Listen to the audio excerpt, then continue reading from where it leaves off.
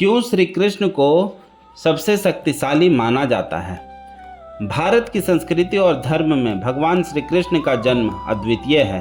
उन्हें विष्णु का 8वां अवतार माना जाता है। लेकिन क्या वजह है कि श्री कृष्ण को सबसे शक्तिशाली और पूर्ण अवतार कहा जाता है? आज हम जानेंगे उनके जीवन की उन घटनाओं को जो उनकी शक्ति और महिमा को सिद्ध करती है। कृष्ण का जन्म मथुरा की कारागार में हुआ था। उस समय पूरी धरती कंस जैसे अत्याचारी राजा के आतंक से कराह रही थी। जन्म लेते ही कृष्ण ने कारागार की बेड़ियां और पहरेदारों की नींद तोड़ दी और सुरक्षित गोकुल पहुँचे। बचपन से ही उनकी शक्ति और चमत्कार दिखने लगे। शिशु अवस्था में ही उन्होंने पूतना नाम की राक्षसी का वध किया, जो विष पिलाकर उन्हें मारना चाहती थी।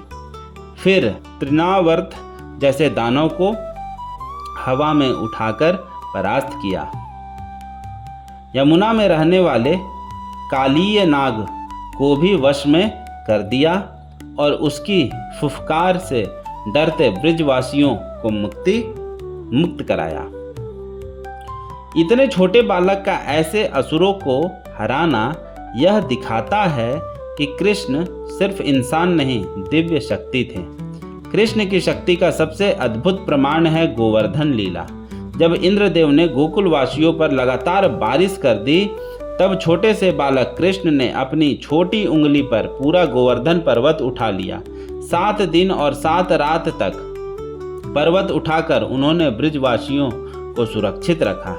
इससे स्पष्ट हो गया कि कृष्ण की शक्ति किसी देवता से कम नहीं है। युवावस्था में कृष्ण ने मथुरा लौटकर अत्याचारी कंस का वध किया और धर्म की स्थापना की। महाभारत में उन्होंने पांडवों का मार्गदर्शन किया, लेकिन ध्यान देने वाली बात यह है कि उन्होंने खुद शस्त्र उठाए बिना केवल अपनी नीति, कूटनीति और बुद्धिमत्ता से युद्ध की दशा और दिशा सब बदल डाली। उन्होंने अर्जुन को भगवत गीता का उपदेश दिया, जो आज भी धर्म, कर्म और भक्ति का सर्वोच्च ज्ञान माना जाता है। कृष्ण की शक्ति केवल शारीरिक बल में नहीं थी, वे मन और बुद्धि से भी सबसे अधिक शक्तिशाली थे।